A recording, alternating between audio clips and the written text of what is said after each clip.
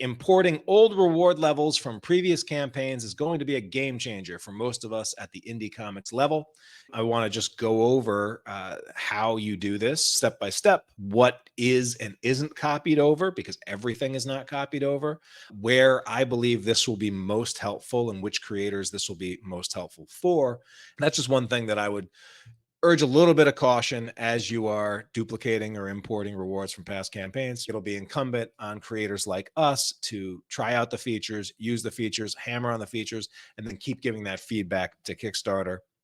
So what I want to talk about today is a new Kickstarter that has recently come to my attention that Kickstarter now supports. I want to shout out Jack Holder for bringing this to my attention. Jack's a member of ComixLaunch Pro, and he wrote just yesterday. He said, I think importing old reward levels from previous campaigns is going to be a game changer for most of us at the indie comics level. If you don't know, once you put together a campaign on Kickstarter, on the rewards tab, you can go to the reward tiers and click import reward, and this will bring a pop-up where you can click on past campaigns and import everything from the previous reward level. So this is actually the first that I am aware of this. That's pretty cool. And Jack says it's not perfect, and he gives some caveats, which I'm going to go into in detail in a minute. But he wraps up saying there will still be some hassles with this, but it removes so much work. I cannot wait to try this out for the next issue of Legends of the Realm, which is Jack's ongoing series. Definitely some good comments from other creators who are excited about this. John Kratzky said, are they doing this now? It's about damn time. Jesse Judy says, step in the right direction. Eric Erdick says, next, we need a duplicate campaign so we can just copy and update the whole thing. And as doing the podcast, ComixLaunch podcast since 2015, one of the questions that I have frequently asked guests to weigh in on is, hey, what would you change about the Kickstarter platform if you could change one thing? And the ability to clone or duplicate information from one Kickstarter to a new Kickstarter, from a past Kickstarter to a new Kickstarter, is certainly one of the most common requests that creators have brought up pretty consistently over the years. And so it's definitely a good sign that they are doing that now. And so on this stream, I want to just go over how you do this, and we'll look at Kickstarter on how you actually do this. And I want to talk about, how you do it step by step, what is and isn't copied over, because everything is not copied over, where I believe this will be most helpful and which creators this will be most helpful for. And then I'm also going to talk about how this could cause a little bit of trouble for creators. And I just point out the potential downside for this. And then I'm also going to share my hot take on this, that this is a step in the right direction, but it's actually a pretty small step, and that Kickstarter really should be doing more to improve this feature and add more things that they're allowing creators to copy over, because what they have added here actually doesn't do the thing that would be most helpful to creators, at least veteran creators like myself. But let's begin with how you do this. How do you import from past Kickstarter campaigns? And so this is something that you are going to find when you go to your rewards tab. And you'll go to rewards. Under rewards, as of right now, there's the 3 sub tabs: items, reward tiers, and add-ons. And you will find this by going to reward tiers. And you'll find next to the create new reward button, there is a import reward button. Now, when you click on that import reward button, this pops up, and 3, 4, 5, 6, 7, 8, 9, 10, 11, 12, 13. It's a delay. There's a delay on this. So if you click that button and nothing happens immediately, or if you click that button and you kind of stuck and you're like, I can't do anything, for some reason, there's a longer than you might expect delay before the next project, or before it loads your project. So what I assume is going on there is it's having to call and pull and import all of your past projects so that it can get that information. So there is a little bit of a time delay on bringing up your new rewards. But you'll see once it comes up is I have a list of all of the past rewards on this particular Kickstarter account. Now, if you are a creator, I'm thinking of people like Pat Shand, or I know James Masha of Dren Productions.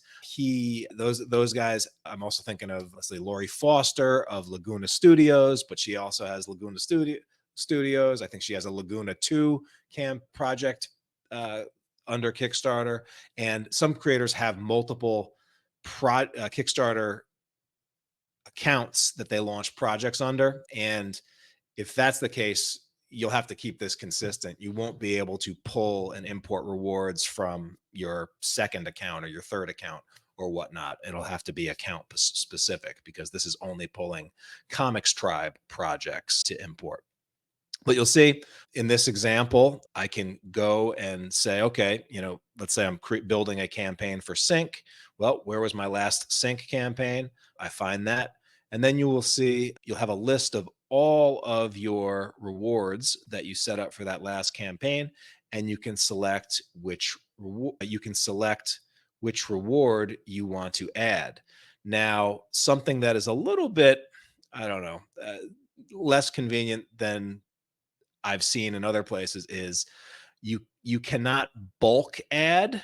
You have to go one reward tier at a time, it looks like. So I have to select which reward that I want to add and then click copy reward. So this isn't just, it's not as smooth. If anyone has done importing over on BackerKit, for example, it's pulling everything in usually from past campaigns and with sort of one click. But if you're going to be rebuilding your campaigns based on this, you're going to have to be going reward by reward by reward, which could be time consuming. And in some cases, it may actually be, well, we'll get to that in a sec. But let's say I found the reward that I want to copy over. So let's say I want to copy over my high-end reward to become a killer clown in Sync. So I just hit the copy reward button, and then this will copy most of the information from the reward from that last campaign. And you'll see that here. And then what you'll do here is you'll edit this. So maybe, inflation's a mofo. Maybe I want to raise the price up because my series is more popular, or what have you. So you can edit the prices. You can edit any of the copy. You can edit any of the items that are included. You can edit just basically any and every detail like you could a regular reward. This is just that basically, essentially, it's like duplicating a reward, but instead of duplicate from the current campaign, you're duplicating from a past campaign. So it's a cool feature that a lot of people have asked for. Now, what is not copied over to these rewards? Well, the first thing that you'll see that's not copied over is the image associated with that project reward. And I'm not sure exactly why that is, but I do know that image copying over is one thing that does not copy over when you're duplicating rewards inside of Kickstarter, inside a project. And so it also does not copy over images when you're copying rewards from a past Kickstarter project. And the other thing that it will not copy over is your estimated delivery time. And that makes sense because the old rewards delivery time would have, by definition, been in the past. And so you'll need to select a new delivery time there. And in most cases, if you have settings around configuring late pledges, well, for most backers, it's not going to copy that information because most of your past campaigns, that late pledge feature would not have been available, or was not a feature then. So you can adjust that. All right. So that's what's not being copied over. All right. So where might this new import rewards feature be most effective? What are some of the use cases that this is going to be most effective? So the use case that I believe this will be absolutely positively the most effective is for campaigns that need to relaunch. So, for example, and on comics right now, let's see, right now, live, there are 283 projects. All right.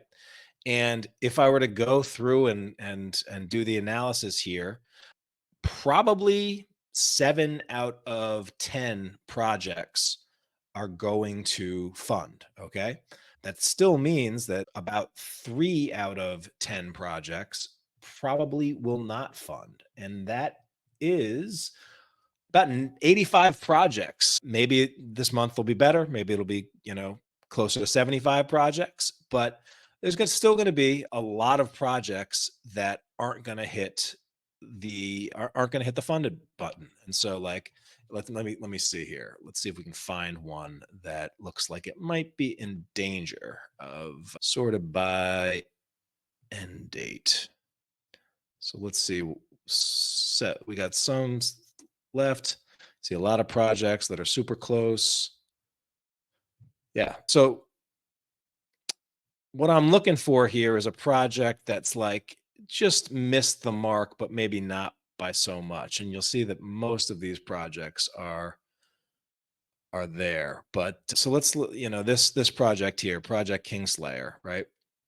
So this is a clear case of just missing the mark. $312 raised on a $9,300 goal. That's just a big swing and a miss. It's not to say the project isn't worth funding. However, what I would say if I was coaching up this creator, who is a first-time creator, Professor Electrum, this project page is very, very limited. And just if you compare this to projects that are getting funded, it's missing so many of the elements that creators need, to get a project funded here in 2024. So this is a big miss. And so, but a creator like this, that let's say his rewards were on point, being able to just duplicate those rewards from the past Kickstarter project would save a ton of time in terms of setting this up. We've also seen examples of creators who launch a project early by mistake. And in that case, it would make, and then they have to go and sort of rebuild their campaigns from scratch. Well, this is something that would save them a lot of time. Right. But I think the other place where this feature will be super helpful is for creators that are in a similar stand, or that do what essentially creators like Rob Multari, who have and focus on one or a few brands or comic projects and properties and serialize. And in the comics, especially, serialization is one of the best strategies going for creators in order to fund as they go with a series and keep a series sustainable over the long run. And if you study Rob's campaigns, you'll notice that Rob is very much a if it ain't broke, don't fix it kind of guy. And so if you look at his Nightwolf numbers 1 through 7 campaign, well, they start with a digital edition, then they have the print edition with a cover, an artist cover, then they have another print edition, and then another print edition, and then there's a digital catch-up reward and another variant, and there's the full collection, and the same style of rewards get repeated. So this is the 1 through 7 campaign. Well, if you look for the 1 through 8 campaign, the setup is very, very similar. There's the catch up. Maybe the price goes up a little bit as the catch up series goes further on. Maybe the artists and the covers change and the artists change, but he takes the same basic pricing strategy. And then when you go higher up, and sort of like the get it all, or the commission pledges, or the mystery box, or the get it all, or the catch up tiers, those are also things that he tends to repeat from launch to launch. And so I see a lot of value for Rob to be able to duplicate the blueprint of his launches and then come in and do an editing job on them. The challenge, of course, is when you are duplicating pledges, it can cause some trouble. A lot of times things that are designed to make our lives easier, also potentially, and to design to save time, can also be things that we make us lazy or make us overlooked or less careful.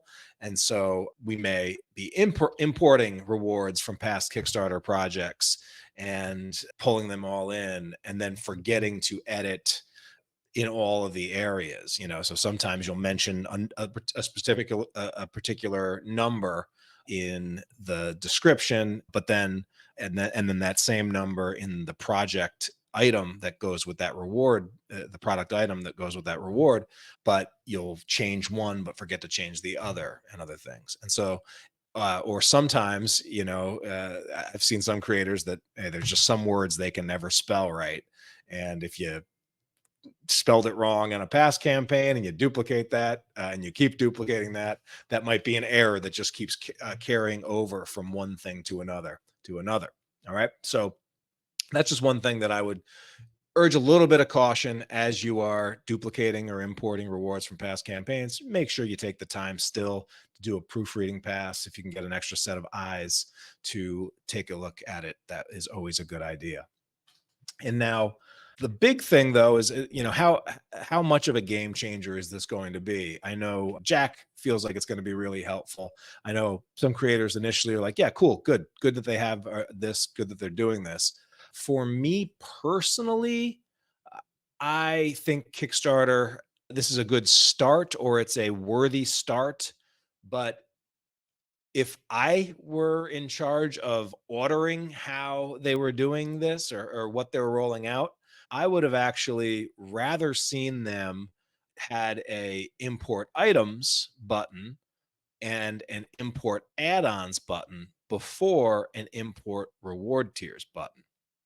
And the reason for that is, as someone that serializes some projects, and as someone that has Kickstarter campaigns that from campaign to campaign to campaign, there's a lot that there's, of course, always new stuff, but there's also a lot of repeat stuff. I think the most, having the add-on section be able to import it would be something that I would be using more frequently. So for example, when we do sync campaigns by John Lees and Alex Cormick, we often will offer add-ons that are for the other books that John Lees and Alex Cormick have published with Comics Tribe.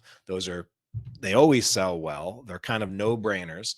And so the ability to import those and to build out the add-on menu would be seriously helpful. The other thing is, when you're doing catch-up tiers, or when you're doing serialized launches, usually you offer everything that has ever been released in that series as your add-ons. You can't import those right now. You can import the reward tiers, but in just about all cases that I can think of, there is going to be editing, and in some cases, substantial editing for importing reward tiers. But that's not the case with items. Like, a lot of times, like if you're importing an item, well, that wouldn't be edited. And then if you're importing add-ons, a lot of the add-ons that you would be importing, you wouldn't necessarily have to edit. They could just go fresh on there and work. And then the other thing that I would suggest is especially for items and especially for add-ons, it would be so much nicer if, when you imported them, that images came along for the ride as well. And so right now, the import feature on reward tiers, as I said, it does not import and pull in the image. So you would still have to go through and find those old images that on the past Kickstarter campaigns and upload those, even if it was the same exact pledge. And you'd have to do that for all of your items and all of your add-ons. And so that would be something that I would, like to see, or would definitely make life a little bit easier.